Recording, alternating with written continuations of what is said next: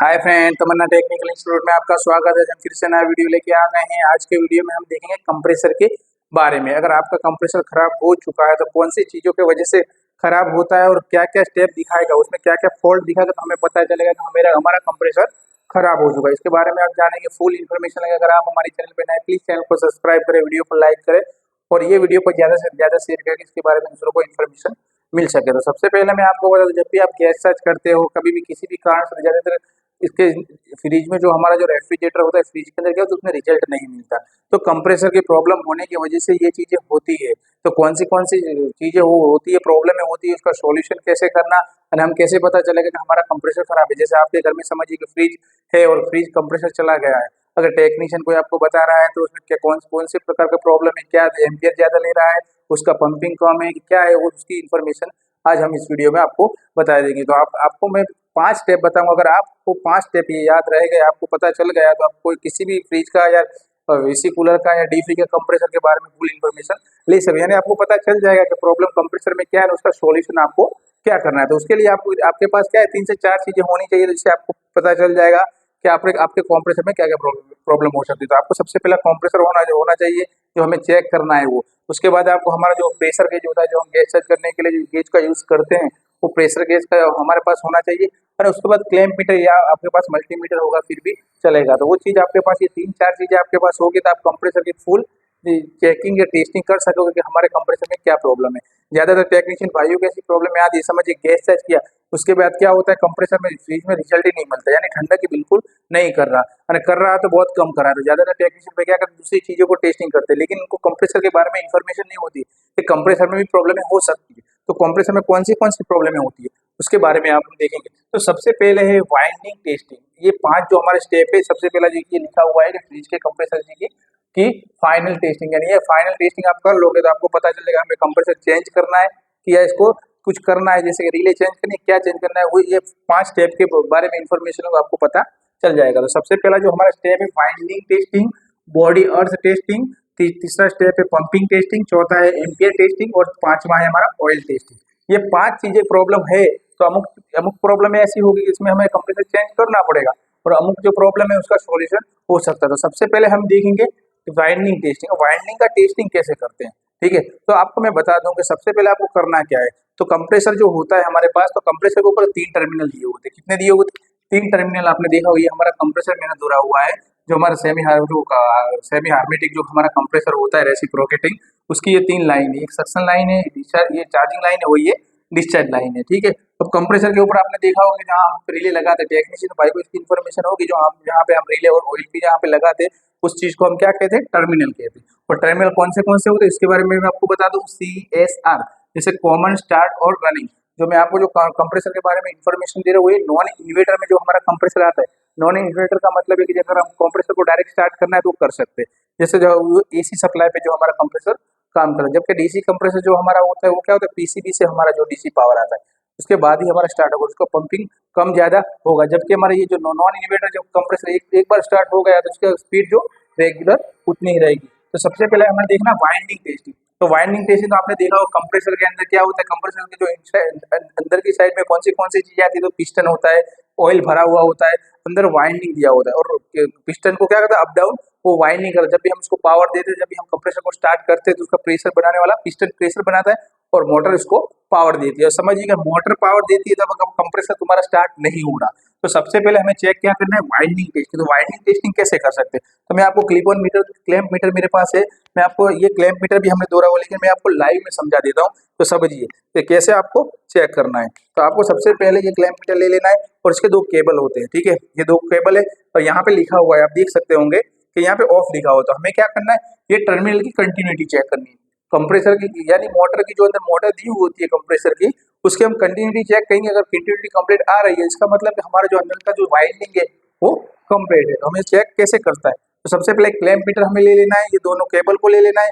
यहाँ पे कॉमन और ये जो फेस वाला लाल और ब्लैक वाला, ब्लैक और रेड वाला जो वायर है, उसे हमें ले लेना है। उसके बाद हमें ऑफ, ये स्पीकर वाले मोड पे कंटिन्यूटी चेक करना है। अब समझिए कि क्लेवर मीटर में 3-4 चीजें आती है, एम्पियर आता है, वोल्टेज आता है, और ये आता है, यदि आपने देख सकते हो स्पीकर जो दिया हुआ है, तो हमें क्या करना है, स्पीकर के ऊपर ये रख देना है, ठीक है। ये समझिए कि हमने स्पीकर के ऊपर रख दिया। उसके बाद हम 2 केबल को ज्वाइन करेंगे। तो आप सुन रहे हो, देखिए यहाँ पे अंक भी चेंज हो रहे हैं और आवाज भी आ रहा होगा स्पीकर का। इसका मतलब ये हम क्या कर सकते हैं, इसका कंटिन्यूटी चेक कर सकते हैं। अभी हमने मीटर यहाँ पे समझिए कि यहाँ पे मीटर रख दिया है। अब हमें चेक करना है कि भाई इसका क्या है, इसकी कंटिन्यूटी हमें चेक करनी है। तो हम क्या करेंगे, तीनों तीन टर्मिनल को बारीकी से चेक करेंगे। क्या करेंगे, बारीकी से तीनों को चेक करेंगे। अगर तीनों में समझिए कि स्पीकर बोल रहा है और यहाँ पे अंक जो है वो चेंज हो रहे हैं, तो इसका मतलब क्या है कि इसके तीनों टर्मिनल हमारे कंप्लीट है। ठीक है, समझे आप कैसे क्या क्लिप मीटर के हमें दोनों केबल को हम क्या करेंगे, यहाँ पे लगेंगे बारीकी से। समझिए कि एक टर्मिनल को हमने यहाँ पे लगा दिया, एक टर्मिनल को हमने यहाँ पे लगा दिया। ठीक है, यहाँ पे स्पीकर बोलेगा टीट लेके, समझ गए। या अगर स्पीकर आपका खराब हो चुका है तो यहाँ पे अंक चेंज होंगे। यहाँ पे अभी एक लिखा हुआ है, जब भी हम दोनों को साथ में करते हैं तो आप देखिए उसमें अंक चेंज होते हैं। तो क्या होते हैं, अंक चेंज होते हैं। देखिए यहाँ पे दिखा रहा अंक दिखा रहे हैं 7.5 7.3 अलग अलग अंक दिखा रहे हैं। यानी कहने का मतलब ये, आप क्या करते हैं, कंटिन्यूटी मार के हम तीनों दिन का वाइंडिंग चेक करेंगे। यानी मतलब वो है जो वाइंडिंग जो हमारा कंप्लीट है कि नहीं, वो हमें पता चल जाएगा। तो जैसे हम क्या कर सकते हैं, पहले सबसे पहले स्टेप जो चेक करना होता है हमारे कंटिन्यूटी चेक करना होता है। ये हमने वाइंडिंग की कंटिन्यूटी चेक कर ली थी। अब समझिए कि इससे क्या पता चलेगा कि हमारा कंप्रेसर का जो वाइंडिंग है वो कंप्लीट है। जब भी आप कंप्रेसर को चेक करो तो सबसे पहला आप चेक करना है आपको मेथड में, ये 5 चीजें आप चेक कर ले तो आपको पता चल जाएगा आपका कंप्रेसर चलेगा या नहीं चलेगा। ठीक है, तो सबसे पहले हमने जो देखा वो वाइंडिंग टेस्टिंग। वाइंडिंग टेस्टिंग का मैंने आपको बताया, क्लैंप मीटर से आपको क्या करना है, तीनों की बारीकी से कंटिन्यूटी माननी है। यानी तीनों तीन में कंटिन्यू अगर आ रही है कंप्लीट, तो आपके कंप्रेसर का जो मोटर है और अंदर की साइड में जो मोटर थी वो वाइंडिंग कंप्लीट है। ठीक है, तो हमने एक वाइंडिंग टेस्टिंग कर लिया। उसके बाद हमें स्टेप चेक करना है बॉडी अर्थ टेस्टिंग। तो ज्यादातर आपने देखा हो कहीं पे भी आप फ्रिज चेक करने जाते हो तो कस्टमर ऐसा कहते हैं कि हम फ्रिज को टच करते हैं हमें शॉर्ट आता है। ठीक है, क्या आता है, शॉर्ट आता है। तो वो अर्थिंग चेक करते हैं, अर्थिंग भी हमारा ठीक से कंप्लीट होता है। पर ज्यादातर क्या होता है, समझिए कि अंदर अंदर की साइड में मोटर दी होती है, तो मोटर का किसी भी वाइंडिंग को अगर बॉडी को टच होगा तो क्या पूरे फ्रिज में हमें शॉर्ट लग सकता है, और शॉर्ट लगेगा। और कंप्रेसर को टच करें तो कंप्रेसर को भी हमको शॉर्ट लगेगा। तो हमें इसे चेक कैसे करना है, पता कैसे चलेगा कि ये प्रॉब्लम कंप्रेसर का ही है फ्रिज का है। तो हमें क्या करना है, कंप्रेसर को टेस्टिंग करनी है, यानी बॉडी अर्थ चेक करना होगा। तो बॉडी अर्थ चेक करने के लिए सेम प्रॉब्लम सेम सिस्टम है। देखिए हमने क्या किया था, यहाँ पे कंटिन्यूटी का जो स्पीकर पे लगा हुआ होता है उसे हमें क्या करना है, एक केबल को सी पे रखना है। ठीक है, क्या करना है, सी पे टच करा हुआ रखना है। और दूसरा जो हमारा केबल है, किसी भी चार्जिंग लाइन हो या सक्शन लाइन हो, डिस्चार्ज लाइन पे खींचना है, उसे क्या करना है, टच करके खींचना है। अगर वहां पे स्पीकर का आवाज आ रहा है, स्पीकर का आवाज आ रहा है, अंक चेंज हो रहा है कंटिन्यूटी में, तो समझ जाना है कि हमारा कंप्रेसर बॉडी अर्थ है। बॉडी अर्थ का मतलब है अंदर का जो वाइंडिंग है वो क्या बॉडी से टच हो रहा है। जब भी हम पावर उसे देते हैं तो पूरे फ्रिज में या कंप्रेसर में पूरे में शॉर्ट आ रहा है। इसलिए आपको क्या, ये इस चीज से आपको पता चल जाएगा कि फ्रिज में प्रॉब्लम है या कंप्रेसर में प्रॉब्लम है। ज्यादातर टेक्नीशियन इसमें कंफ्यूजिंग हो जाते हैं, जब भी शॉर्ट आता है तो पूरा फ्रिज चेक कर लेते हैं, लेकिन कंप्रेसर का बॉडी शॉर्ट नहीं चेक करते। तो आपको ऐसे क्या करना है, बॉडी शॉर्ट चेक कर लेना है। समझिए कि एक में नहीं आता है, यानी कि इसके बाद हमें CS में लगा के उसको टेस्टिंग करना है, R में लगा के टेस्टिंग करना है, तीनों को बारीकी से चेक करना है। अगर बॉडी अर्थ होगा वो कंप्रेसर हमारा, तो स्पीकर बोलेगा या अंक उसका चेंज होगा कंटिन्यूटी में सिस्टम में। समझिए अगर नहीं होगा तो किसी प्रकार का आवाज नहीं आएगा, सब कहने साउंड भी नहीं है, अंक भी चेंज नहीं होगा। इससे हमें पता चलेगा कि हमारा बॉडी अर्थ कंप्रेसर है या नहीं। समझिए अगर बॉडी अर्थ कंप्रेसर दिखा रहा है तो इसको हमें चलाना नहीं है, इसको हमें चेंज ही करना है। क्योंकि ये क्या है, तुम्हारे लिए बहुत खतरनाक चीज है, कभी भी किसी बच्चे को या किसी को शॉर्ट लग सकता है। इसके लिए क्या करना है, हमें कंप्रेसर को चेंज कर देना है। जब भी आपको लगे कि समझिए कंटिन्यूटी बता रहा है तो आपको कंप्रेसर को निकाल के नया कंप्रेसर इंस्टॉल करना है। और दूसरा जो हमने वाइंडिंग टेस्टिंग में बताया, वाइंडिंग टेस्टिंग का कोई सॉल्यूशन नहीं होता, क्योंकि कंप्रेसर ज्यादातर हमारे चाइना वाइंडिंग होने की वजह से रिपेयरिंग नहीं होते। तो जो हमारा जो वाइंडिंग टेस्टिंग किया, अगर इसमें कंटिन्यूटी नहीं आ रही फिर भी आपको कंप्रेसर चेंज करना है। और उसके बाद बॉडी शॉर्ट चेक करा, अगर बॉडी अर्थ आ रहा है, टच दिखा रहा है, साउंड बज रहा है, तो इसका मतलब है तुम्हारा कंप्रेसर बॉडी अर्थ है। फिर भी आपको कंप्रेसर को निकाल देना और नया कंप्रेसर को इंस्टॉल करना है। तो हमने सबसे पहले ये बॉडी अर्थ भी चेक कर लिया। उसके बाद आता है पंपिंग टेस्टिंग। और पंपिंग टेस्टिंग क्या होता है, तो आज समझिए। तो पंपिंग टेस्टिंग का मतलब ये होता है, किसी भी चीज को हम चालू करते हैं, जैसे हम कंप्रेसर को चालू करते हैं तो आपने देखा होगा डिस्चार्ज लाइन में प्रेशर फेंकता है। क्या करता है, कंप्रेसर का काम क्या है, प्रेशर को खींचना और फेंकना। जैसे गैस सर्कुलेशन का काम हमारा कंप्रेसर सिस्टम में करता है। अगर कंप्रेसर में पंपिंग वीक होगा, पंपिंग का मतलब होता है फेंकना, अगर उसकी फेंकने की स्पीड कम होगी तो क्या होगा, हमारे यहाँ पे फ्रिज रेफ्रिजरेंट का गैस का सर्कुलेशन नहीं होगा। गैस का सर्कुलेशन नहीं होगा तो अंदर कूलिंग नहीं आएगी। ठीक है, तो उसको अगर हम इसको चेक कर रहे हैं तो कैसे पता चलेगा कि ये हमारा कंप्रेसर ठीक है या नहीं, तो उसका प्रेशर चेक करना पड़ेगा। प्रेशर चेक करने के लिए क्या करना है, ये हमारा प्रेशर गेज है। तो आपको पता होगा प्रेशर गेज का काम क्या है। जब भी प्रेशर किसी भी चीज़ को एसी फ्रिज या प्रेशर बढ़ना है, लीकेज होता है, तो हम ज़्यादातर इस चीज़ का ही ऊपर उपयोग करते हैं। उसमें क्या होता है 50 से लेके 450 या 500 तक का ये गेज मार्केट में मिलता है। तो उससे क्या हम कंप्रेसर का प्रेशर चेक कर सकते हैं, लेकिन कैसे चेक कर सकते हैं वो मैं आपको बताता हूँ। ठीक है, अब आप समझिए कि प्रेशर गेज हमारा अभी 0 के ऊपर रखा हुआ है और हम क्या करेंगे, इसमें चार्जिंग लाइन आपने देखा होगा, यहाँ पे क्या होता है एनआरवी वाल लगा देना है। क्या लगा देना है? एनआरवी वाल लगा देना है। ठीक है, ये हमारी डिस्चार्ज लाइन है। डिस्चार्ज लाइन का काम क्या है? कंप्रेसर में फेंकने का काम है। तो इससे क्या हमने यहाँ एनआरवी वाल लगा दिया और उसके बाद हम क्या कर देंगे, चार्जिंग लाइन को यहाँ पे लगा देंगे। क्या करेंगे? चार्जिंग लाइन को यहाँ पे लगा देंगे और कंप्रेसर को ऑन करेंगे। क्या करेंगे? अगर समझिए सिस्टम में है तो आपको क्या करना है, चार्जिंग लाइन के वाल को ओपन रखना है, क्योंकि एक तरफ से खींचेगा तभी यहाँ पे प्रेशर बनेगा। अगर सिस्टम में लगा हुआ है तो आपको प्रेशर याद, कहने का मतलब प्रेशर का पता नहीं चलेगा, लेकिन खींचेगा, कंप्रेसर बाहर की हवा को खींचेगा तभी यहाँ प्रेशर बना पाएगा। इसको आपको क्या करना है, इसको पॉइंट को खुला रखना है। अगर बाहर चेक करते हो तो ये दोनों ज्वाइंट क्या है, खुले ही होंगे। तो इससे क्या है, सक्शन और चार्जिंग लाइन क्या है, अंदर की तरफ एयर को खींचेगी। क्या करेगी? और इसको कंप्रेसर उसको क्या करेगा, हाई प्रेशर बना के नहीं आगे की तरफ फेंकेगा। अगर समझिएगा आपने कंप्रेसर को क्या कर दिया, ऑन कर दिया है और यहाँ पे गेज आके नहीं, जो सुई है यहाँ पे 500 की तरफ अगर आ गई, क्या हो गया, 500 की तरफ ये घूम के पूरी सुई घूम के प्रेशर गेज 500 दिखा रहा है, तो आपका प्रेशर कंप्लीट है। क्या है? आपका प्रेशर कंप्लीट है, वो आपको आईडी पता चल जाएगा। अगर समझिए कंप्रेसर आपने चालू किया और कंप्रेसर 200 250 या 300 तक की प्रेशर जा पा रहा है, आगे से काटा जाता ही नहीं है, तो आपको समझ जाना चाहिए कि आपका प्रेशर जो है कंप्रेसर का पंपिंग जो लो है। अगर पंपिंग लो होगा तो गैस सर्कुलेशन नहीं होगा, गैस सर्कुलेशन ठीक से नहीं होगा तो क्या होगा, ठंडक अंदर आएगी नहीं फ्रिज में। तो आप क्या करोगे, लाइनों को साफ करोगे, फ्लशिंग करोगे और गैस चेक बार बार कर पाओगे, लेकिन आपको रिजल्ट ही नहीं मिलेगा। इसके लिए आपको करना, अगर पंपिंग भी आपका खराब है तो क्या पंपिंग को आपको क्या करना पड़ेगा, कंप्रेसर को ही चेंज करना पड़ेगा। ठीक है, इसमें क्या, तो अगर पंपिंग पूरा नहीं होगा, स्पीड नहीं फेंके, जैसे आपने पानी की मोटर देखी होगी, पानी की मोटर दूर तरफ नहीं खींच पाती तो हमें क्या करना पड़ता है, उसका पंप बनाना पड़ता है। लेकिन ये कंप्रेसर हमारे रिपेयरेबल नहीं होते। क्या होता है, चाइना वाइंडिंग के होने की वजह से ज्यादातर कॉपर, जो ओल्ड मॉडल के जो कॉपर के आते थे वो रिपेयरिंग हो पाते थे, लेकिन जो अब नए मॉडल के आते हैं वो रिपेयरिंग नहीं होते। तो क्या होता है, उसका पंपिंग कम हो गया, यानी प्रेशर जो गैस सर्कुलेशन खींच के फेंकने की जो शक्ति है उसकी कम हो चुकी है। तो क्या होगा, इससे हमारा प्रेशर नहीं बढ़ पाएगा। अगर 500 आ रहा है आपका प्रेशर तो इसका मतलब सिस्टम में तुम्हारा कंप्रेसर चलेगा, यानी कंप्लीट कम तुम्हारा कंप्रेसर है।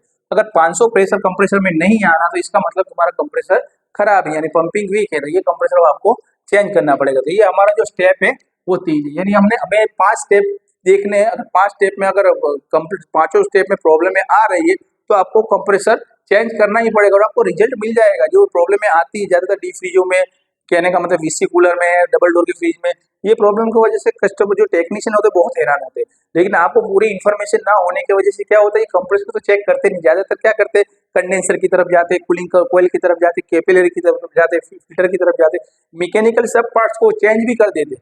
लेकिन जब तक प्रेशर बनेगा नहीं, सर्कुलेशन नहीं होगा स्पीड में, तब तक क्या होगा, तुम्हारे फ्रीजर के अंदर ठंडक आएगी नहीं। उसके बाद आता है एम्पियर। क्या आता है? एम्पियर। अब समझिए कि जब भी एम्पियर चीज होती क्या है, तो एम्पियर चीज होता है लोड। समझ गए? लोड यानी सब हर एक इंसान की कैपेसिटी होती है। जैसे कि समझिए कि मैं, मेरी रोटी खाने की 3 कैपेसिटी, 3 रोटी खा सकता हूँ, समझ गए। अब दूसरा बंदा है वो 5 खाता है, यानी उसकी साइज के आधार से अलग अलग सबकी कैपेसिटी है, जो लोड हम बोलते हैं। अब समझिएगा सिंगल डोर का अगर आपके पास जो कंप्रेसर है तो उसका क्या है, अगर गैस अंदर है, क्या है, गैस अगर अंदर है तो वो क्या करेगा, 0.7 एम्पियर लेगा।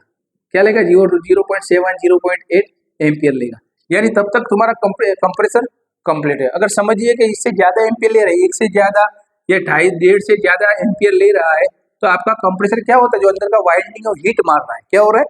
हीट मार रहा है। इसकी वजह से ओएलपी को कट ऑफ कर देगा, यानी कंप्रेसर तुम्हारा बंद हो जाएगा। जैसे ज्यादातर प्रॉब्लम आपने देखा होगा, आप ओएलपी चेक करोगे, रिले चेक करोगे, लेकिन दोनों कंप्लीट है, लेकिन 10 सेकंड या 5 सेकंड के लिए कंप्रेसर तुम्हारा स्टार्ट होगा और फिर कट लेके नहीं बंद हो जाएगा। ओएलपी से होगा, ओएलपी ज्यादा गर्म हो जाएगी, अगर पिस्टन भी अंदर जाम होगा, अगर कुछ पकड़ा गया होगा, इसके वजह से भी ये क्या प्रॉब्लम एम्पियर की आती है। तो आपको क्या करना है, एक लैंप मीटर की मदद से इसमें एम्पियर को हम सेट कर सकते हो।